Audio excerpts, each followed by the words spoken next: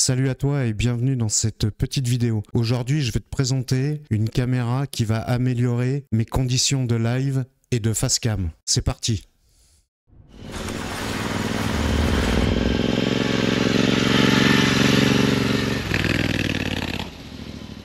Je te présente une petite caméra que j'ai reçue, c'est la Osbot Tiny 2 Lite. On la déballe ensemble et on regarde ce qu'il y a dedans. Donc voilà, nous voilà la présentation. Je reçois cette petite caméra qui m'a été envoyée par Osbot. C'est le modèle Tiny 2 Lite. Voilà, c'est une caméra 4K PTZ. Donc PTZ, c'est-à-dire que c'est une caméra qui est motorisée sur deux axes. Donc à l'intérieur, on va retrouver des flashcodes pour pouvoir s'en servir avec la gestuelle.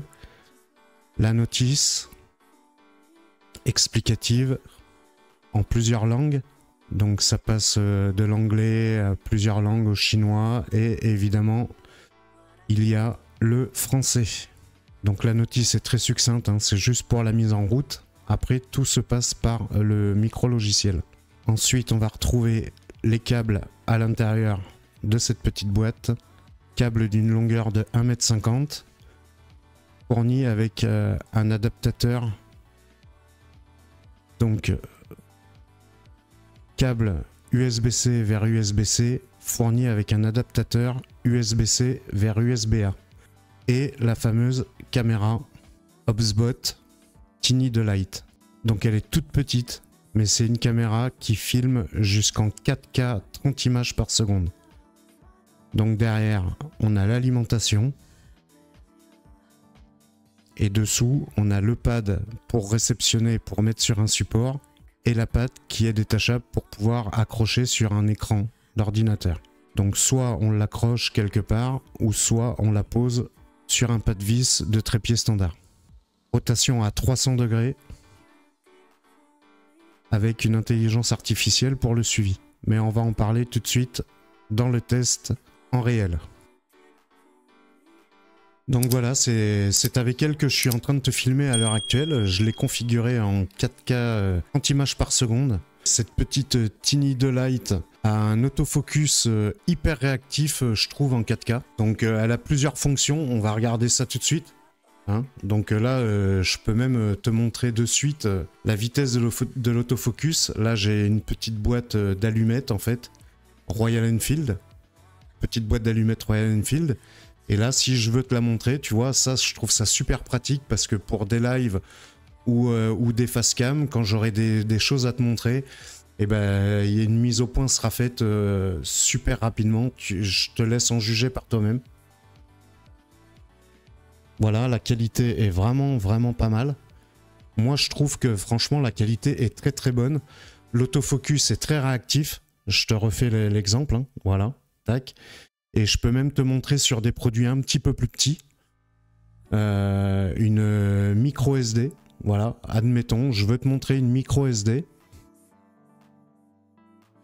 Voilà, donc on s'aperçoit quand même que la qualité est vraiment top.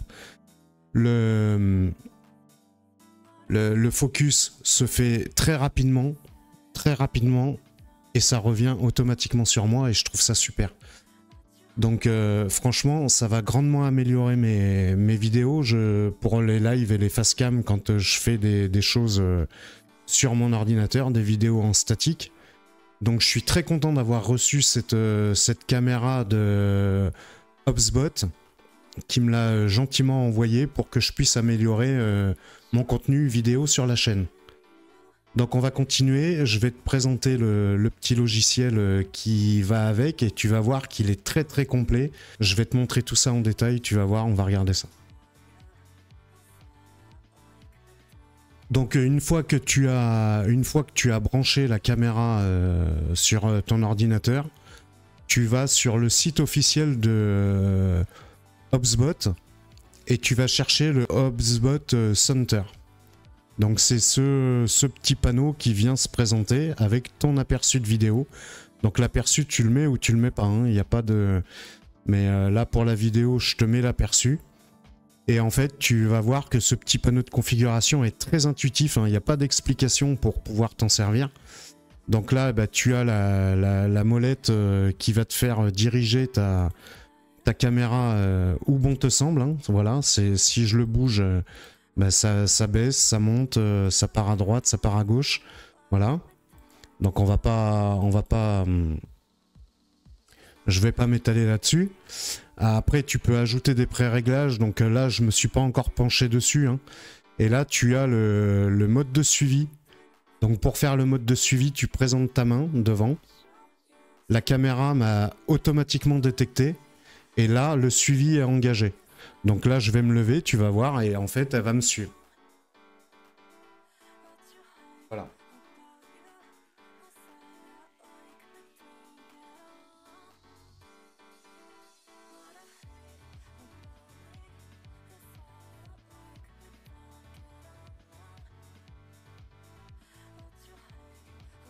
Voilà. Voilà pour le mode suivi, hein. Donc avec une réactivité quand même vraiment très très bien. Je trouve ça super intéressant. Après, tu as une fonction zoom. Donc en faisant cette gestuelle-là, tu zoomes sur le visage. Et quand tu le refais, ça dézoome. Voilà, c'est tout ce qu'il y a à faire. Et tu as les indications à la caméra. Ouais, effectivement, tu as une petite LED qui t'indique les modes de fonctionnement. Donc en mode suivi, la LED est bleue. En mode statique, la LED est verte. Et en fait, quand tu utilises l'intelligence artificielle, en fait, la caméra t'indique par des mouvements de LED la façon que tu es en train d'utiliser l'intelligence. Après, tu as un mode zoom dynamique. Donc, je vais reculer un petit peu le micro et je vais te montrer.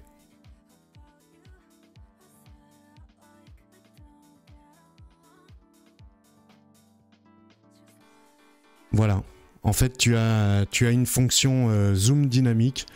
Donc bon, là, sur le bureau, il n'y a pas trop d'intérêt d'utiliser ce zoom dynamique. Mais dans n'importe quelle situation, voilà. Donc là, je vais désactiver le suivi. Voilà, le suivi est désactivé.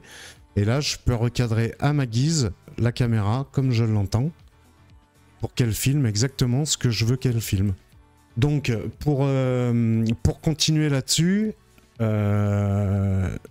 donc ici, tu as la console avec le suivi standard, mouvement, suivi normal, haut du corps. Voilà, je te laisse découvrir tout ça si tu es intéressé par cette petite caméra hein, qui est d'une très très bonne qualité. Après, tu peux aller régler l'image. Donc là, j'ai activé le HDR pour la vidéo. Tu me diras ce que tu en penses de la qualité en 4K.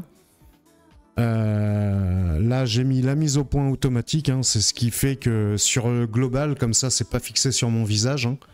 Donc tu vois, tu peux voir que quand même la réaction est très... donc si je me rapproche encore plus, ça fonctionne encore mieux. Hein. Donc là, je vais me rapprocher un petit peu. Tu vois la réaction du... La réaction du focus, hein, c'est un capteur d'1/2 pouce. Voilà. Moi, je trouve ça super top. Franchement, ça, c'est nickel parce que c'était un peu mon point faible quand je veux montrer des choses. On peut pas forcément, sachant que les webcams, elle est quand même pas mal évoluée celle-ci. Hein. Donc après, j'ai activé l'anti-sentiment 50 Hz. Je sais pas si vraiment il y en a besoin ou pas, mais bon. Et après, tout le reste... J'ai laissé en automatique au final. Donc tu peux régler ta température, tu peux aller régler ton image. J'ai tout laissé comme c'était d'origine. Hein. Là, tu as l'image que te sort la caméra. Je retraiterai pas l'image pour te la sortir, pour que tu te rendes compte de ce que ça donne. Et après, effectivement, tu peux mettre des filtres. Et d'ailleurs, on va y venir. Donc là, après, bah, tu as les systèmes de veille automatique. Voilà, bon, là, ça t'explique la gestuelle. Le facteur de zoom ici, tu peux voir ici le facteur de zoom, tu peux le régler, donc là c'était un x2, tu peux aller un petit peu plus loin, et après tu peux désactiver ces fonctions là si tu n'en as pas d'intérêt. Hein. Donc en haut dans le panneau du center, tu peux retrouver aussi l'endroit où il va y avoir les effets. Donc là si j'active le mode bokeh, tu vas voir que là, voilà, l'arrière-plan déjà a changé légèrement. il y a un léger flou qui s'est formé. Après, moi, je trouve... là, je suis au niveau 3, je trouve que c'est parfait. Parce que si j'augmente le flou, je trouve que ça va trop... Voilà. Voilà, là, ça part... l'intelligence a ses limites quand même. Et on peut s'apercevoir quand même, tu vois, sur mon t-shirt, par exemple, selon comme je bouge. Et l'autofocus est beaucoup moins réactif quand il y a du bokeh. Voilà, tu vois, elle cherche. Là, elle est focus sur mes doigts. Mais en fait, elle trouve pas forcément la boîte. Donc en fait, voilà, je préfère ne pas utiliser le bokeh pour la vidéo. Donc là, je le laisse sur 3, je le désactive. Voilà, donc là, on revient en mode normal. Et après, tu as le mode... Non, tu as un mode retouche, voilà. Donc, bah, t'as plusieurs modes. Hein, moi, j'ai touché à rien. Hein, je ne l'ai pas activé, rien du tout, parce que moi, j'ai pas trouvé d'intérêt. Tout simplement, voilà, il y a quelques... si je clique sur classique, voilà, ça vient lisser un peu le visage. Homme, ça vient changer un petit peu. Mais l'image est trop artificielle, je trouve. Donc je préfère pas y toucher et je désactive tout ça. Et après tu as des filtres, donc là voilà. Donc comme sur un logiciel de montage, tu peux avoir des filtres directement, par exemple pour un live, ça peut le faire pour un live où tu vas mettre des filtres et tu as différents niveaux de filtres. Donc je trouve ça super intéressant quand même. Là les filtres c'est vraiment pas mal. T'as un niveau de noir et blanc aussi, tu vois. Donc là, si tu actives le noir et blanc, voilà, bah, tu peux avoir la vidéo en 100% noir et blanc. Ça peut donner des effets sympas, ça dépend. Voilà. Donc là, je vais rien activer.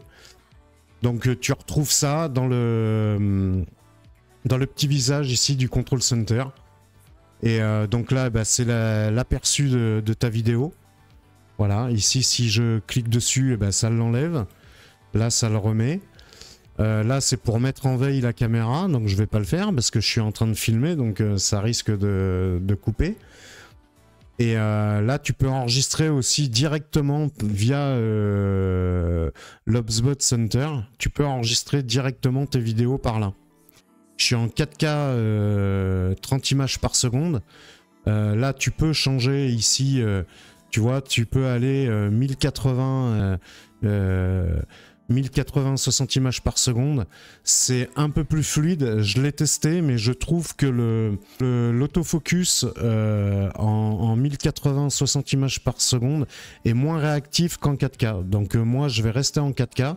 Donc dis-moi ce que tu en penses dans les commentaires, si l'image, tu l'as trouvée qualitative ou pas. Je trouve que le suivi est très intéressant.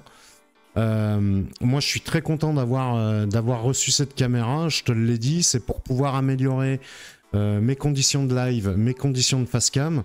Voilà, quand tu veux montrer quelque chose, tu vois, je trouve ça super génial. Je peux te montrer n'importe quoi, hein. Tiens, je vais te montrer ça, hop là, tac, tu vois. Voilà, ça fait tout de suite le focus, tu vois, on le voit tout de suite à l'image et c'est super réactif. Si cette caméra t'intéresse, eh ben, je te mettrai les liens dans la description. Hein. Tu la trouves sur Amazon, tu la trouves sur le site officiel d'Obsbot. Donc de mémoire, elle est à peu près à 180 €, mais ça reste quand même moins cher que ce que fait la concurrence. Donc et pour une petite caméra comme ça, j'ai été agréablement surpris. Si cette vidéo t'a plu, lâche-moi un petit like, un petit commentaire ici, là, tu me lâches un petit commentaire là. Tu peux cliquer ici pour t'abonner si tu veux. Et puis tu me lâches un petit pouce, ça me fait super plaisir, on est de plus en plus nombreux.